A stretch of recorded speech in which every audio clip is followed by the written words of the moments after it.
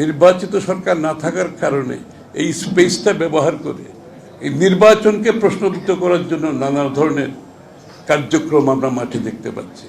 অনেকগুলো পদায়ন, অনেকগুলো বদলি, অনেকগুলো সরকারের অবস্থান, যে কিছু কিছু লোক এগুলোকে প্রভাবিত করছে। এই জন্য আমরা বলেছি যাদেরকে নিয়ে প্রশ্নবিদ্ধ থাকবে, যারা প্রশ্নবিদ্ধ থাকবে, যাদের নিয়ে প্রশ্ন উঠেছে, আপনারা জানেন কিছু লোক নিয়ে প্রশ্ন উঠেছে, কেয়ারটেকার সরকারের দায়িত্ব পালন করবেন আগামী নির্বাচনে। যেহেতু আর কোনো কেয়ারটেকার সরকার আসবে না নির্বাচনের আগে, এই সরকারকে ইমিডিয়েটলি সহসাই কেয়ারটেকার সরকারের ভূমিকায় অবতীর্ণ হতে হবে। কেয়ারটেকার সরকারের জায়গায় অবতীর্ণ হওয়ার অর্থ হচ্ছে পুরোপুরি নিরপেক্ষ অবস্থানে যাওয়ার কথা বলছি।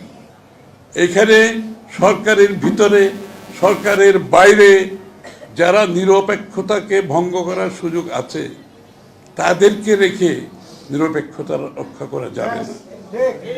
এই প্রশ্নটা আসছে বিভিন্ন কারণে।